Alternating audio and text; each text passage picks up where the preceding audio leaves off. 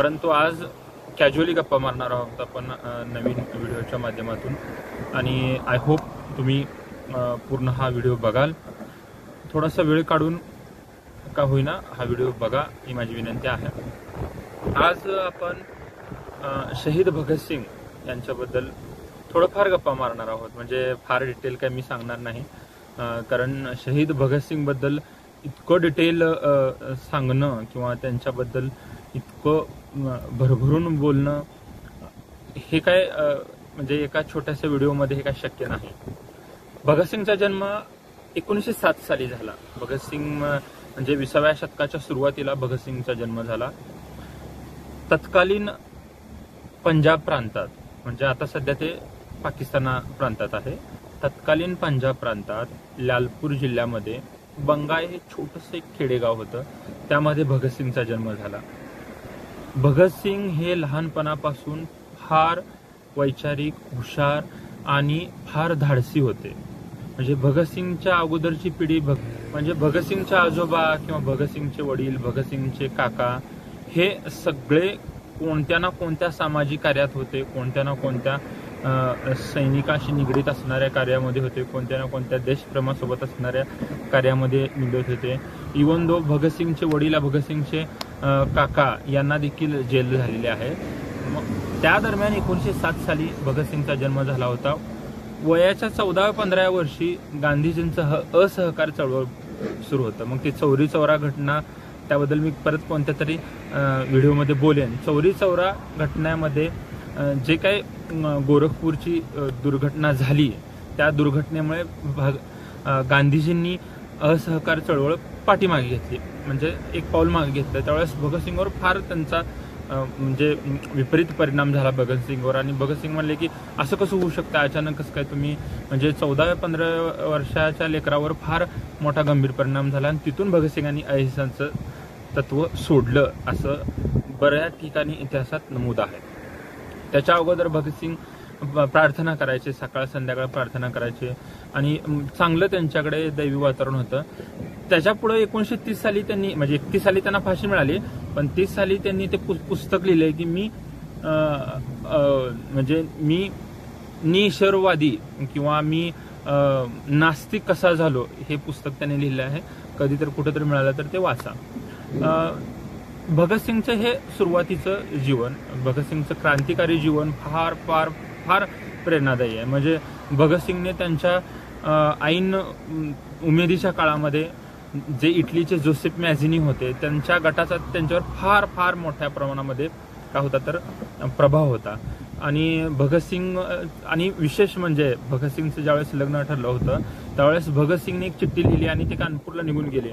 त्या चिठ्ठीमध्ये लिहिले होते की माझं आयुष्य हे देशाच्या स्वातंत्र्यासाठी आहे, माझं आयुष्य हे एक समाजकार्यासाठी आहे आणि कोणतंही आमिष त्याला थांबवू शकत नाही, म्हणून तुम्ही काय माझ्या लग्नाचा विचार करू नका, म्हणून भगतसिंगनी चिठ्ठी लिहिल्याने ते घरातून निघून गेले. चंद्रशेखर आझाद, बिस्मिल्ला खान हे त्यांच्या गटातले नेत्यांचा भगतसिंगवर फार विश्वास होता. तरुण मुलगा आहे आणि भगतसिंगला पण त्यांनी भरपूर मोठ्या प्रमाणात साथ दिली. म्हणजे भगतसिंग आणि राजगुरू हे ज्यावेळेस म्हणजे त्यांना पोलीस शोधत होते त्यावेळेस जो पोलीस अधिकारी भारतीय होता त्याचा सुद्धा खून किंवा त्याला सुद्धा मारण्याचं काम चंद्रशेखर आझाद यांनी केलेलं आहे. म्हणजे इतकं त्यांच्यावर प्रेम होतं. शिवराम राजगुरू जे की पुण्याचे आहेत आणि भगतसिंग हे दोन लाहोर कन्स्पिरन्सी याच्यामध्ये पकडले गेले इंग्रज अधिकाऱ्यांना आणि त्यांच्याच एका सहकार्याने थोडीफार गफलतीमुळे जरा इंग्रजांना थोडीशी माहिती दिल्यामुळे सापडलं.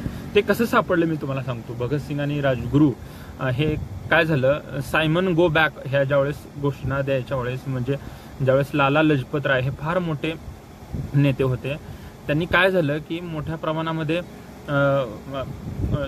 ते जे काय जेम्स स्कॉट नावाचे अधिकारी होते त्यांनी लाला लजपत रायावर लाठीचार्जचा आदेश दिला. त्यावेळी तो लाठीचार्ज होऊन लाला लजपत राय 2 आठवड्यानंतर जखमी होऊन 2 आठवड्यानंतर मृत्युमुखी पावले. मग त्यावेळेस भगतसिंग, चंद्रशेखर आझाद, बिस्मिल्ला खान यांची सायंकाळी मिटिंग ठरली की नाही बदला घ्यावा लागेल, जेम्स स्कॉटला मारायचं असं भगतसिंगने मीटिंगमध्ये सांगितलं. मग सगळ्यांना म्हणजे सगळी म्हणली की असं कसं जेम्स स्कॉटला मारायचं, इंग्रज अधिकाऱ्यांना नाही मारायचं तर मारायचं, ठरलं तर ठरलं आणि त्याशिवाय इंग्रजांना फटका बसणार नाही. मग ठरल्याप्रमाणे ज्यावेळेस पोलीस मुख्यालयातून जेम्स स्कॉट बाहेर येतील त्यावेळेस एका सहकाऱ्यांना सांगितलं गेलं की तुम्ही ते थांबायचं त्या पोलीस मुख्यालयासमोर आणि सायकल थांबवायची आणि कुठं तर सायकल दुरुस्त करतोय असं नाटक करायचं आणि ज्यावेळेस जेम्स स्कॉट बाहेर येतील त्यावेळेस एक रुमाल टाकायचा आणि तिथंच दडून बसलेले राजगुरू आणि भगतसिंग त्यांच्यावर गोळी मारतील. मग त्यावेळी त्यांनी सायकल आली ती जेम्स एक इंग्रज अधिकारी बाहेर आला, त्या क्रांतिकाराने रुमाल टाकला आणि भगतसिंगने पाहायच्या अगोदर शिवराम राजगुरूने त्या इंग्रज अधिकाऱ्याला पाहिलं. परंतु शिवराम राजगुरूंना ते जेम्स स्कॉट आहेत की सॉन्डर्स आहेत हे काही कळालं नाही. परंतु भगतसिंगचा एवढा गाढा अभ्यास होता की ते इंग्रज अधिकाऱ्यांना सगळ्यांना ओळखायचे. मग त्यावेळेस मोठ्या प्रमाणात काय झालं तर जेम्स स्कॉट नाहीत आणि थांबवायला पाहिजे तोपर्यंत शिवराम राजगुरू यांनी गोळी झाडली आणि आता मी मारले तर मारले. मग ते सॉन्डर्सला भगतसिंगने पण दुसरी तिसरी गोळी घातली आणि तिथं सॉन्डर्सचा मृत्यू झाला. मग यासाठी भगतसिंग आणि सुखदेव राजगुरू यांना फाशी झाली. पुढं ते 23 मार्च 1931 साली लाहोर कन्स्पिरसी म्हणून ते केस काढली गेली इंग्रजांकडून आणि त्यांना काय झालं तर मोठ्या प्रमाणात फाशी झाली. पण त्यावेळी तिथून सुटका करून घेताना भगतसिंगचा तुम्ही एक फोटो पाहू शकता बघा. भगतसिंगचं ते तिरकी टोपी आहे आणि मिशा आहे आणि दाढी नाहीये त्यामध्ये. परंतु त्याच्या अगोदरच्या सगळ्या फोटोमध्ये भगतसिंगना दाढी आहे. परंतु ज्यावेळेस डिस्गाईज म्हणजे वेशभूषा करून कानपूरकडे पलायन करायचं होतं रेल्वे स्टेशनवर कुणी ओळखू नये म्हणून ते भगतसिंगनी इतका आमूलाग्र वेशभूषा केली होती की कुणी ओळखलं नाही. मग त्यावेळी भगतसिंगच्या धर्मामध्ये सांगितलं होतं की दाढी मिशा कट करायची नाही. त्यावेळेस भगतसिंग काय म्हणले होते की अजिबात नाही, देशासाठी मी काय दाढी काय गर्दन पण कट करीन. म्हणजे इतकं त्यांचं आमूलाग्र जीवन होतं. आणि पुढे जाऊन भगतसिंग बद्दल आपल्याला सांगितलं जाते की बंदूक गोळी असं नाही. भगतसिंग हे फार वैचारिक पण होते. भगतसिंगचं लिखाण भरपूर आहे. भगतसिंगचं राजकारणाबद्दल स्वातंत्र्याबद्दल भगतसिंगच्या मनात फार विचार सुंदर होते. भगतसिंग म्हणायचे की डोळे बंद करून तुम्ही कुणाच्या तत्वावर चालू नका. परंपरा समाज हे तुमच्या वैचारिक बुद्धीला घासून निर्णय घ्या. कुठलाय आणि कुठले तर निर्णय घेता असं नाही. मी नास्तिक का झालो याचा तुम्ही विचार करा. इतकं सुंदर भगतसिंगने हे केलं. आणि भगतसिंगच्या आणखीन एक म्हणजे भगतसिंग आपल्याला फक्त कसं एक असं म्हणजे फायर क्रांतिकारक म्हणून आपल्याला सांगितलं की आपण वाचण्यात आलोय. परंतु भगतसिंग ज्यावेळेस तुरुंगात होते आणि काही दिवसानंतर मोठ्या प्रमाणामध्ये त्यांना म्हणजे तुरुंगात जास्त दिवस होते आणि त्यांना फाशी देण्यात यायची होती. त्यावेळेस त्यांचे छोटे बंधू 12वी पास झाले होते आणि 12वी पास झाल्यानंतर ते तुरुंगात आले की 12वी पास झालं सांगायला. त्यावेळेस भगतसिंग म्हणले की नाही, तू कसं आम्ही म्हणू शकत नाही की तुम्ही 12वी पास झाले कारण तुम्ही काही मिठाई आणली नाही. मिठाई मग कोणती मिठाई पाहिजे तर भगतसिंग म्हणले की तुम्ही रसगुल्ले आणा पाहिजे. त्यांच्या छोट्या भावाला म्हणले की तुम्ही रसगुल्ले आणा पाहिजे. आणि ज्यावेळेस पुढच्या वेळेस भेटीला त्यांनी रसगुल्ले आणले भावाने आणि म्हणले की मी 12वी पास झालो. त्यावेळेस भगतसिंगने रसगुल्ले घेतले, सगळ्या क्रांतिकारांना रसगुल्ले वाटले आणि मग म्हणले हा आता तू 12वी पास झाला. याचा अर्थ काय, इतक्या महान क्रांतिकारकाला किंवा इतक्या धाडसी आणि इतक्या मोठ्या विद्रोही क्रांतिकारकाला रसगुल्ले आवडायचे. ही फार सुखावह गोष्ट आहे किंवा ही फार छान गोष्ट असं मला वाटतं.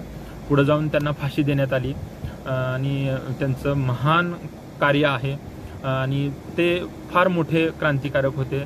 त्यांच्या कार्याला, महान कार्याला माझ्याकडून अभिवादन. नक्की तुम्ही त्यांच्याबद्दल वाचा, त्यांच्याबद्दल ऐका, त्यांच्याबद्दल जे काही लिखाण आहे ते वाचा. इथं आपण थांबू. आय होप तुम्हाला व्हिडिओ छान वाटला असेल. खूप वेळ मोठा व्हिडिओ झाला, खूप छान व्हिडिओ वाटला असेल तुम्हाला. व्हिडिओ चांगला वाटला असेल तर तुम्ही लाईक करा आणि असंच माझ्या चॅनलवरती या. मी तुम्हाला नवीन देशातील राजकीय, सांस्कृतिक, धार्मिक, ऐतिहासिक घडामोड सांगेन. तोपर्यंत धन्यवाद.